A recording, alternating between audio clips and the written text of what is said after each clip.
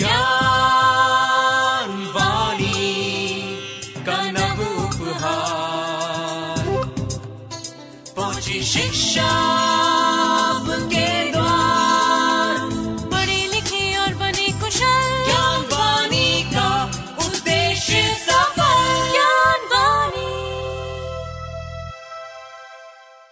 नमस्कार दोस्तों, साप्ताहिक ज्ञान पत्रिका के नवीन अंक के साथ मैं हूं आपका दोस्त अशोक शर्मा। आइए जानते हैं क्या है खास हमारे पास। आज के इस अंक में स्टूडेंट स्पार्क सेगमेंट के तहत आप सुनेंगे इग्नू से शिक्षा प्राप्त कर रहे विद्यार्थी से बातचीत कि वो क्या सोचते हैं इग्नू की शिक्षा व्यवस्था के बारे में। आपका परिचय करवाएंगे इग्नू के उन विद्यार्थियों से जिन्होंने इग्नू से शिक्षा प्राप्त करके हासिल की ढेर सारी उपलब्धियां, यानी वो बने हैं हमारे अद्वितीय विद्यार्थी। ओपन माइक सेगमेंट में आपको देंगे विश्वविद्यालय से जुड़ी कुछ जानकारियां, तो वहीं विद्यार्थियों का मनोबल बढ़ाने के लिए होंगी कुछ मोटिवेशनल बातें। साथ ही आपको देंगे इग्नू से जुड़ी कुछ खास जानकारियां। करियर सेगमेंट में आज जानेंगे कैसे बनाएं होम साइंस में अपना करियर, और स्पेशल सेगमेंट में जानेंगे साहित्यकार उपन्यासकार जयशंकर प्रसाद के बारे में।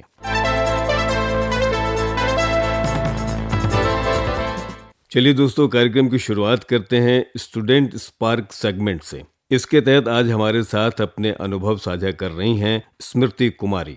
इन्होंने इग्नू से एमकॉम किया है। स्मृति कुमारी ने हमसे अपने अनुभव साझा करते हुए कहा, मेरा नाम स्मृति कुमारी है, मेरा प्रोग्राम कोड एमकॉम है। यहाँ पे पढ़ाई की मुझे बहुत अच्छा लगा। पढ़ाई करके इग्नू से मुझे बहुत सपोर्ट मिला। रीजनल सेंटर के स्टाफ भी बहुत अच्छे हैं और मैं यहाँ के स्टाफ से मैं बहुत प्रभावित हूँ।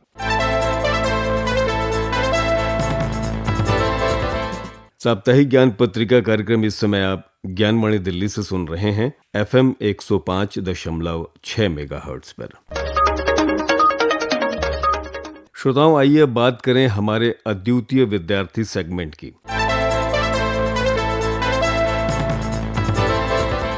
दोस्तों, हम सभी जानते हैं कि इंदिरा गांधी राष्ट्रीय मुक्त विश्वविद्यालय यानी इग्नू हमेशा अपने विद्यार्थियों को बेहतर और समुचित सुविधाएं मुहैया करने के लिए जाना जाता है, ताकि छात्र छात्राएं अपने करियर को एक सुनहरा और बेहतरीन मुकाम दे सकें।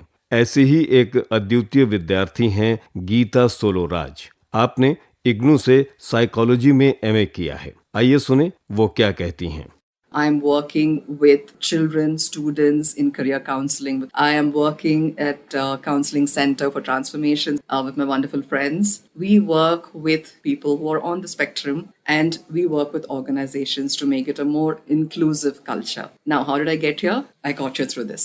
It helped me to get a mainstream master in psychology and gave me the credibility to be here in all these companies as well. And also the flexibility with which IGNOU has given me and the huge people connect. At this age, I was not able to do a full-time degree. So to have this flexibility to do distance education and get such a valuable master's degree is indeed something else. It is really good. So I'd encourage everyone to please do sign up. IGNOU is the best actually. One of the best in India. And I really had a good time doing that.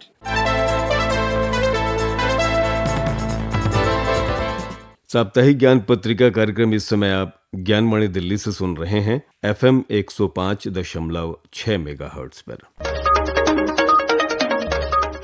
दोस्तों, इंदिरा गांधी राष्ट्रीय मुक्त विश्वविद्यालय यानी IGNOU open और दूरस्थ शिक्षा के क्षेत्र में अपनी एक अलग पहचान रखता है। इग्नू का उच्च शिक्षा में महत्वपूर्ण योगदान है। ये देश का सबसे बड़ा और अग्रणी विश्वविद्यालय माना जाता है। इग्नू ज्ञान का वो महासागर है जो सभी के लिए शिक्षा के दरवाजे खोलता है। यह न सिर्फ आपको डिग्री प्रदान करता है, बल्कि आपको आत्मनिर्भर बनने का हौसला भी देता है। ऐसे में इग्नू के रीजनल सेंटर और स्टडी सेंटर की भूमिका भी अत्यंत महत्वपूर्ण और सराहनीय है। आज ओपन माइक सेगमेंट में इग्नू की कार्यप्रणाली और उनकी महत्ता तथा विशेषताओं पर प्रकाश डाल रहे हैं इग्नू स्टडी सेंटर बेगूसराय के प्रोफेसर कमलेश कुमार।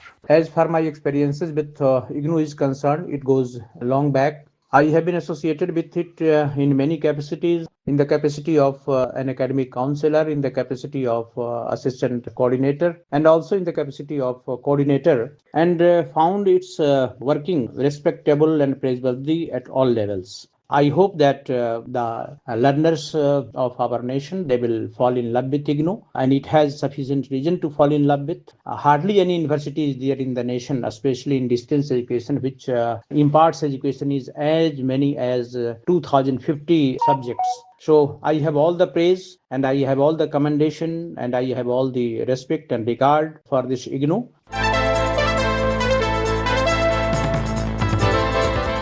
आइए दोस्तों, अब आपको बता देते हैं इंदिरा गांधी राष्ट्रीय मुक्त विश्वविद्यालय यानी इग्नू से जुड़ी कुछ महत्वपूर्ण जानकारियां।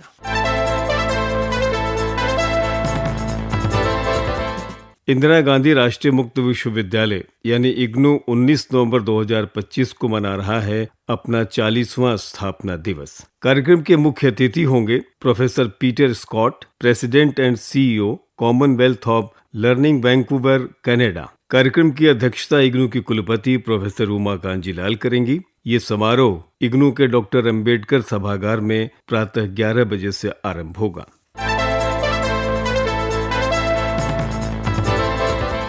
इंदिरा गांधी राष्ट्रीय मुक्त विश्वविद्यालय यानी इग्नू ने दिसंबर 2025 टर्म एंड परीक्षा के लिए असाइनमेंट जमा करने की अंतिम तिथि बढ़ाकर 20 नवंबर 2025 कर दी है। असाइनमेंट अपनी हैंडराइटिंग में A4 साइज रूल वाली शीट पर लिखें। प्रत्येक पृष्ठ पर बाईं ओर 4 सेंटीमीटर का मार्जिन छोड़ें। पहला पेज कवर पेज होगा, जिस पर आपका नाम, नामांकन संख्या, प्रोग्राम कोड, कोर्स कोड, अध्ययन केंद्र कोड और सत्र दिसंबर 2025 स्पष्ट रूप से लिखा होना चाहिए। असाइनमेंट की हार्ड कॉपी अपने अध्ययन केंद्र यानी स्टडी सेंटर पर जमा करें और जमा करने की रसीद अवश्य लें। सॉफ्ट कॉपी ऑनलाइन अपने क्षेत्रीय केंद्र की आधिकारिक वेबसाइट या नोटिस बोर्ड पर दिए गए निर्देशों जैसे गूगल फॉर्म, ईमेल या ऑनलाइन पोर्टल का पालन करें। जमा करने के बाद पुष्टिकरण यानी एक्नॉलेजमेंट ईमेल या स्क्रीनशॉट सुरक्षित रखें। परीक्षा में बैठने के लिए असाइनमेंट जमा करना अनिवार्य है। अधिक जानकारी के लिए इग्नू की वेबसाइट विजिट करिएगा www.ignu.ac.in।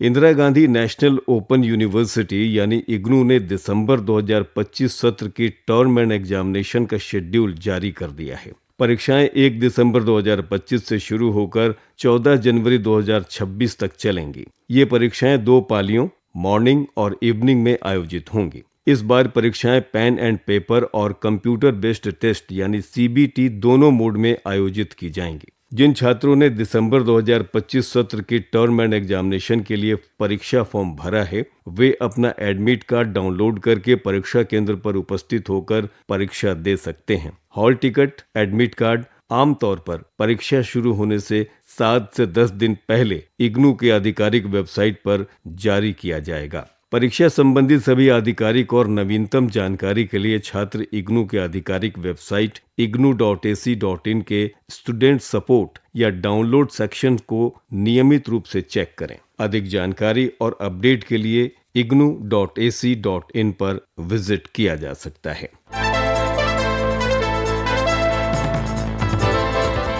इंदिरा गांधी राष्ट्रीय मुक्त विश्वविद्यालय यानी इग्नू ने मूल्यांकन प्रभाग यानी स्टूडेंट इवैल्यूएशन डिवीजन SED ने दिसंबर 2025 की सत्रांत परीक्षा के लिए project report, field work journal, practicum, dissertation और इंटर्नशिप रिपोर्ट जमा करने की अंतिम तिथि 30 नवंबर 2025 तक बढ़ा दी है।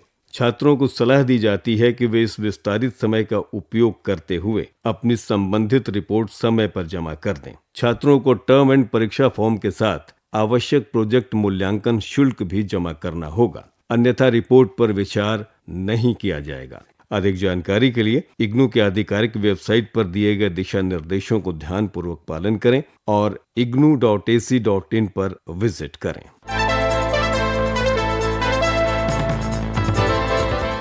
इंदिरा गांधी राष्ट्रीय मुक्त विश्वविद्यालय यानी इग्नू में 11 नवंबर 2025 को शिक्षा दिवस के अवसर पर learning without barriers, towards inclusive and equitable education theme पर एक दिवसीय अकादमिक विचार विमर्श का आयोजन किया गया। इग्नू के स्कूल ऑफ एजुकेशन द्वारा आयोजित ये कार्यक्रम इग्नू के कन्वेंशन सेंटर में हुआ। कार्यक्रम का शुभारंभ सुबह 10:30 पर उद्घाटन सत्र के साथ हुआ, जिसमें प्रतिभागियों का स्वागत किया गया और मौलाना अबुल कलाम आजाद के योगदान पर संबोधन हुआ। इस महत्वपूर्ण चर्चा का विषय भी लर्निंग विदाउट बैरियर्स था। पैनलिस्ट के रूप में professor Amitabh Mishra, professor Krishna Kumar, professor Raghuvendra Pratap और डॉक्टर राजेंद्र सिंह चौहान ने अपने विचार रखे और प्रोफेसर अजय कुमार सिंह ने मॉडरेटर की भूमिका निभाई। कार्यक्रम में लर्निंग विदाउट बैरियर्स पर पोस्टर की प्रस्तुति हुई। इसके बाद स्ट्रीट प्ले का आयोजन किया गया। कार्यक्रम का समापन इग्नू की कुलपति प्रोफेसर उमा कांजीलाल के समापन भाषण के साथ हुआ। यह विचार विमर्श समावेशी और न्याय संगत शिक्षा के महत्वपूर्ण विषय पर केंद्रित रहा। साप्ताहिक ज्ञान पत्रिका कार्यक्रम इस समय आप ज्ञानमणि दिल्ली से सुन रहे हैं FM 105.6 मेगाहर्ट्ज पर। दोस्तों, कार्यक्रम में अब आपके लिए लेकर आए हैं मोटिवेशनल थॉट। स्वामी विवेकानंद जी ने कहा है, आप जैसे विचार करेंगे वैसे ही बन जाएंगे। अगर आप अपने को कमजोर मानेंगे तो आप निश्चय ही कमजोर बन जाएंगे, और यदि आप अपने को शक्तिशाली अर्थात ताकतवर समझेंगे तो आप ताकतवर बनोगे। ध्यान रहे, आप क्या सोचते हैं शब्द गौण हैं, विचार ही रहते हैं और वे दूर तक यात्रा करते हैं। साप्ताहिक ज्ञान पत्रिका कार्यक्रम ज्ञानमणि के दिल्ली केंद्र से आप सुन रहे हैं FM 105.6 मेगाहर्ट्ज पर। आइए दोस्तों, आगे बढ़ते हैं। आपको बताते हैं करियर सेगमेंट के तहत आप कैसे बना सकते हैं होम साइंस में अपना करियर।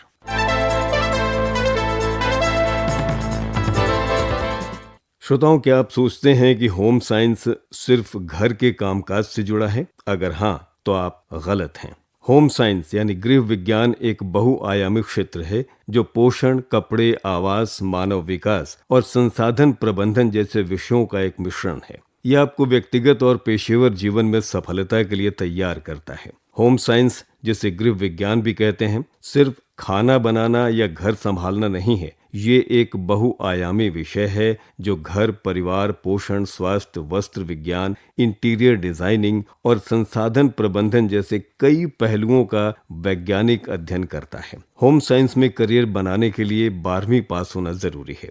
साइंस स्ट्रीम छात्रों को ऑनर्स कोर्स में प्राथमिकता मिल सकती है। 12वीं के बाद आप इस क्षेत्र में पढ़ाई शुरू कर सकते हैं, जैसे BSc in home science, BA in home science, BSc honours in home science, MSc in home science या MPhil। अन्य कोर्स की अगर बात करें तो डिप्लोमा कोर्स और PhD भी आप कर सकते हैं। होम साइंस की पढ़ाई के बाद सरकारी और गैर सरकारी दोनों क्षेत्रों में बेहतरीन करियर के अवसर हैं। आप विशेषज्ञता के आधार पर इन क्षेत्रों में काम कर सकते हैं, जैसे डाइटिशियन, पोषाहार विशेषज्ञ, hospital clinic, sports centre, food technologist. अलावा इसके शिक्षण और अनुसंधान, स्कूल या कॉलेज में teacher, professor, research fellow, scientist भी बन सकते हैं। दोस्तों, होम साइंस एक व्यावसायिक और मांग वाला विषय है। यदि आपकी रुचि घर, स्वास्थ्य, पोषण, डिजाइन और संसाधनों के प्रबंधन में है तो यकीन मानिए ये फील्ड आपके लिए एक शानदार करियर का रास्ता खोल सकती है।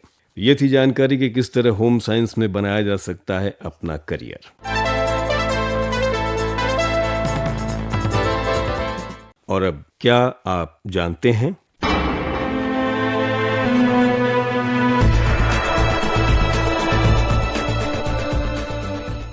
क्या आप जानते हैं यदि तितलियों का शारीरिक तापमान 86 डिग्री से कम होता तो वो उड़ नहीं पाती।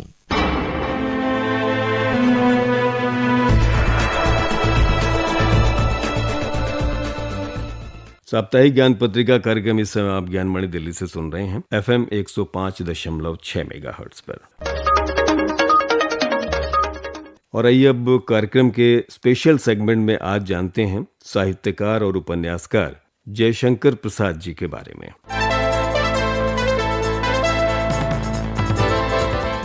जयशंकर प्रसाद हिंदी साहित्य के छायावादी युग के 4 प्रमुख स्तंभों में से एक, प्रमुख कवि, नाटककार, उपन्यासकार, कहानीकार और निबंधकार थे। वे हिंदी साहित्य में छायावाद के संस्थापकों में अग्रणी माने जाते हैं, जिन्होंने खड़ी बोली को काव्य भाषा के रूप में स्थापित करने में महत्वपूर्ण योगदान दिया। उनकी रचनाओं में मानव मन की गहन भावनाओं, प्रेम, संघर्ष और भारतीय संस्कृति का सुंदर चित्रण मिलता है। प्रसाद जी का जीवन वैभव से विपन्नता तक की यात्रा का प्रतीक है, जिसमें पारिवारिक विपत्तियों के बावजूद उन्होंने साहित्य सृजन को अपना जीवन समर्पित कर दिया। जयशंकर प्रसाद का जन्म 30 जनवरी 1889 को उत्तर प्रदेश के काशी में एक समृद्ध वैश्य परिवार में हुआ था। उनके पिता देवी प्रसाद एक प्रमुख व्यापारी थे, जिनका वैभव काशी नरेश के परिवार से भी कम नहीं था। प्रसाद जी बाल्यकाल से ही साहित्य, कला, वेद, पुराण, इतिहास और भाषाओं के प्रति आकर्षित थे। प्रसाद जी ने मात्र 12 वर्ष की आयु से कविता लेखन प्रारंभ कर दिया था। उनकी पहली कविता संग्रह चित्र रेखा 1906 में प्रकाशित हुई। वे बहुमुखी प्रतिभा के धनी थे और कविता के अलावा नाटक, उपन्यास, कहानी तथा निबंध विधाओं में भी अपनी छाप छोड़ी। कामायनी के लिए उन्हें मंगला प्रसाद पारितोषिक प्राप्त हुआ। प्रसाद जी की रचनाएं विभिन्न विधाओं में फैली हुई हैं। उनकी प्रमुख कृतियां हैं काव्य संग्रह कानन कुसुम, झरना, आंसू, लहर, कामायनी। ये उनका महाकाव्य है, जिसमें मनु और श्रद्धा के माध्यम से मानव मन की भावनाओं का विकास दर्शाया गया है।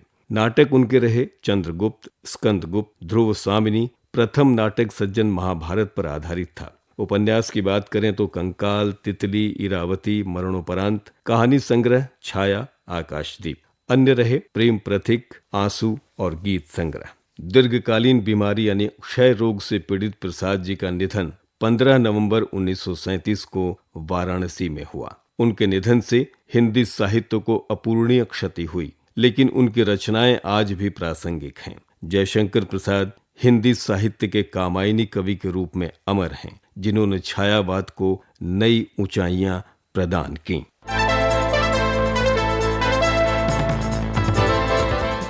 दोस्तों, अभी आप सुन रहे थे साप्ताहिक ज्ञान पत्रिका कार्यक्रम। साप्ताहिक ज्ञान पत्रिका के इस अंक को आप तक पहुंचाने में तकनीकी सहयोग दिया PR सैमल ने। स्वर एवं आलेख अशोक शर्मा का, संपादन किया सदन लाल ने और कार्यक्रम के प्रस्तुतकर्ता थे कमल कुमार। अगली कड़ी लेकर आपकी सेवा में फिर उपस्थित होंगे। तब तक के लिए अपने दोस्त अशोक शर्मा को दीजिए अनुमति। नमस्कार। ज्ञान वाणी का नव उपहार, पहुंची शिक्षा